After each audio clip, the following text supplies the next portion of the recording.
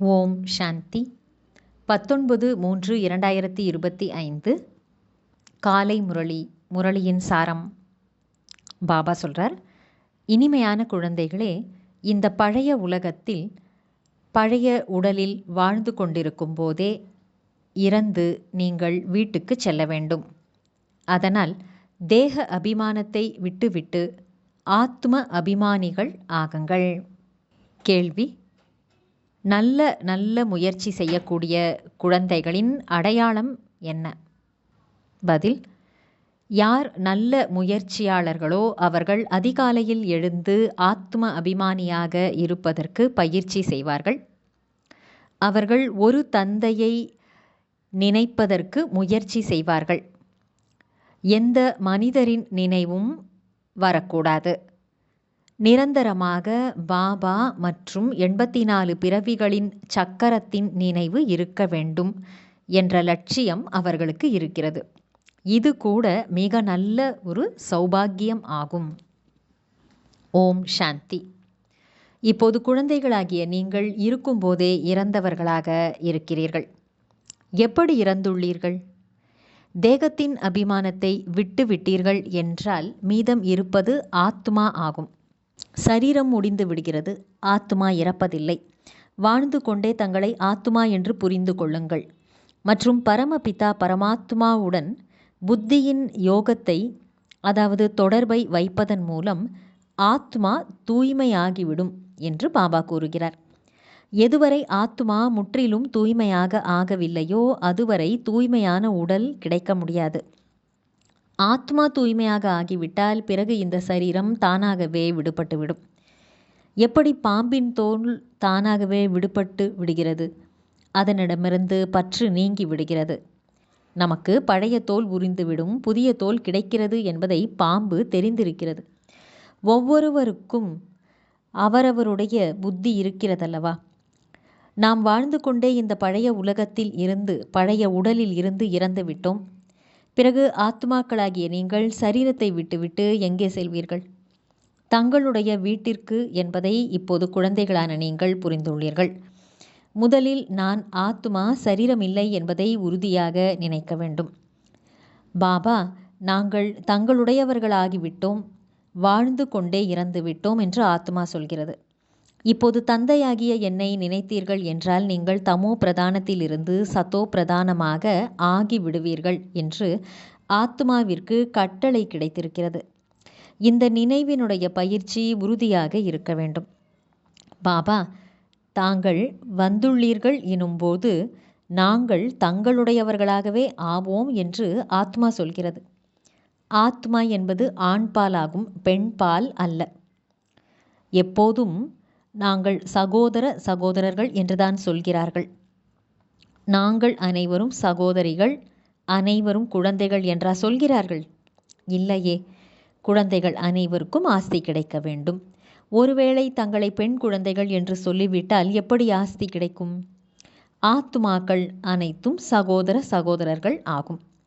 ஆன்மீக குழந்தைகளே, என்னை நினைவு செய்யுங்கள் என்று பாபா அனைவருக்கும் கூறுகிறார். ஆத்மா எவ்வளவு சிறியதாக இருக்கிறது! இது மிகவும் ஆழமாக புரிந்து கொள்ள வேண்டிய விஷயங்கள் ஆகும். குழந்தைகளுக்கு நினைவில் இருப்பதே இல்லை. நான் எருமையாக இருக்கிறேன் என்று ஒருவர் சொன்னாராம். சந்நியாசிகள் இதை உதாரணமாக சொல்கிறார்கள். இப்படி சொல்வதின் மூலம் எருமையாக ஆகிவிடுகிறார்கள். உண்மையில் யாரும் எருமையாக ஆக முடியுமா என்ன? தங்களை ஆத்மா என்று புரிந்து கொள்ளுங்கள் என்று பாபா கூறுகிறார். இந்த ஆத்மா மற்றும் பரமாத்மாவின் ஞானம் யாருக்குமே இல்லை. அதனால் இப்படிப்பட்ட விஷயங்களை சொல்லிவிடுகிறார்கள். இப்போது நீங்கள் ஆத்ம அபிமானிகள் ஆக வேண்டும். நான் ஆத்மா இந்த பழைய உடலை விட்டுவிட்டு புதியதை சென்று எடுத்துக்கொள்ள வேண்டும். ஆத்மா நட்சத்திரம் போல் இருக்கிறது, இரு புருவங்களுக்கு மத்தியில் இருக்கிறது என்று மனிதர்கள் வாயால் சொல்லவும் செய்கிறார்கள்.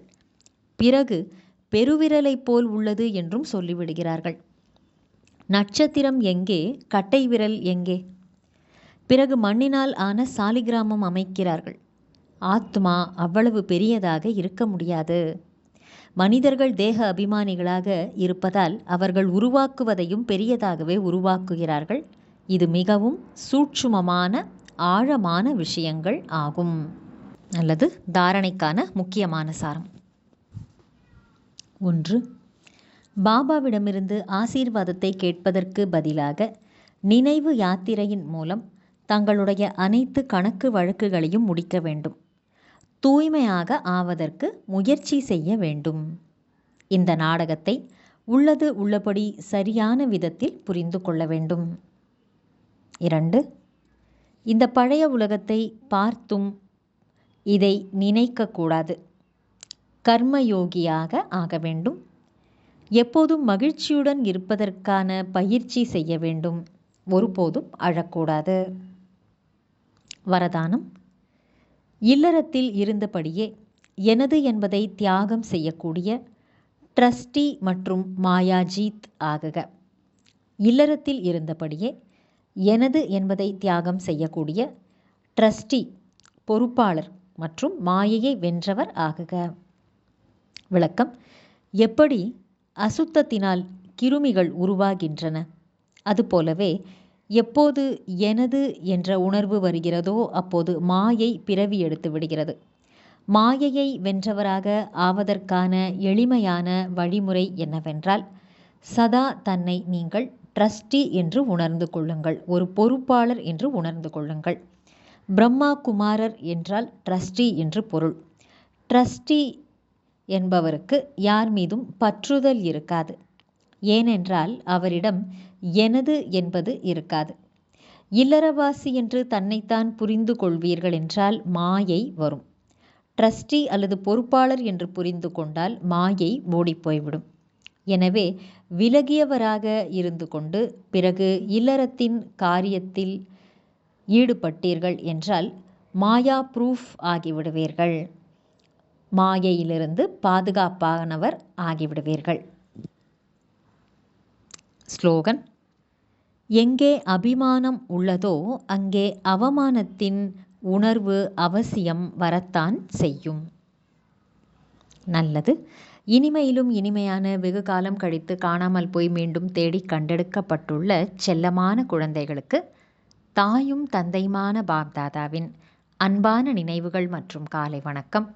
ஆன்மீக குழந்தைகளுக்கு ஆன்மீக தந்தையின் நமஸ்காரம். ஆன்மீக தந்தைக்கு ஆன்மீக குழந்தைகளின் நமஸ்காரம். அவ்யக்த சமிக்கை. சத்தியம் மற்றும் பண்பாடு என்ற கலாச்சாரத்தை தனதாக்கிக் கொள்ளுங்கள். உங்களுடைய உள்ளார்ந்த தூய்மை, சத்தியத்தன்மை நீங்கள் எழும்போதும் அமரும் போதும் பேசும்போதும் சேவை செய்யும் போதும் மக்களுக்கு அனுபவம் ஆக வேண்டும். அப்போது பரமாத்மாவின் வெளிப்பாட்டிற்கு நீங்கள் கருவியாக ஆக முடியும். இதற்காக உங்களுக்குள் தூய்மை என்ற ஜோதி சதா எரிந்து கொண்டே இருக்க வேண்டும். அதனால் ஒரு சிறிதும் குழப்பமடையாதீர்கள். எந்த அளவிற்கு தூய்மை என்ற ஜோதி ஆடாத நிலையில் இருக்குமோ அந்த அளவுக்கு சுலபமாக அனைவரும் பாபாவை அறிந்து கொள்ள முடியும். நல்லது. ஓம் சாந்தி.